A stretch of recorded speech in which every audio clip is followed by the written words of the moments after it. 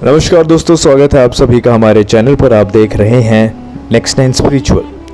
तो इस धार्मिक आयोजन में लाखों लोग उमड़ते हैं, लेकिन इस बार कोरोना गाइडलाइंस के चलते इसमें सीमित लोग ही भाग लेने वाले हैं। प्राचीन समय में धार्मिक आयोजन स्थानीय आदिवासी करते थे, लेकिन बदलते समय के साथ अब ये पूजा केवल आदिवासियों की ही नहीं बल्कि पूरे त्रिपुरा वासियों की हो चुकी है। इसमें सभी श्रद्धा तथा आस्था में शामिल होने आते हैं। तो क्या है ये परंपरा और किस चीज़ की मैं बात कर रहा हूँ, आइए जानते हैं। तो त्रिपुरा में एक परंपरा है खर्ची पूजा की। खर्ची पूजा वहाँ पे की जाती है। प्राचीन समय में राजा त्रिलोचन की रानी हीरावती एक दिन नदी पूजा करने जा रही थी कि उन्हें आवाज़ सुनाई दी कि रानी माँ, हमें बचाओ, हमारी रक्षा करो। फिर उन्होंने अपना परिचय 14 देवताओं के रूप में दिया था। देवताओं ने कहा कि हमारे पीछे राक्षस रूपी भैंसा पड़ा हुआ है, जिसके डर के कारण हम सैमल के पेड़ पर बैठे हुए हैं। ये सुनकर रानी माँ ने कहा, मैं साधारण स्त्री तुम्हारी किस प्रकार सहायता कर सकती हूँ।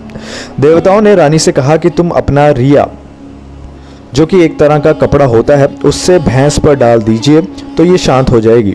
इसके बाद उसकी बलि दे देना। रानी ने ऐसा ही किया। इसके बाद रानी इन 14 देवताओं को राजमहल ले आई।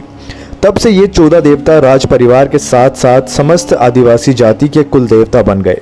प्रतिवर्ष इसी तिथि को इन 14 देवताओं की पूजा की जाती है। दोस्तों, इसके अलावा भी कुछ रोचक बातें हैं इस परंपरा से जुड़ी हुई, जिसके बारे में आइए जानते हैं। तो खर्ची पूजा में जिन 14 देवताओं की पूजा की जाती है, उनके नाम हर, उमा, हरि, माँ, वाणी, कुमार, गरम्मा, विधि, पृथ्वी, समुद्र, गंगा, शिखी, काम और हिमाद्री है। इसके अलावा इन देवताओं की पूर्ण मूर्तियां नहीं हैं, केवल सिर की ही मूर्तियां हैं। इसमें 11 मूर्तियां अष्ट धातु की हैं और शेष 3 मूर्तियां सोने की हैं। वहीं इन देवताओं के आदिवासी नाम किसी को मालूम नहीं है।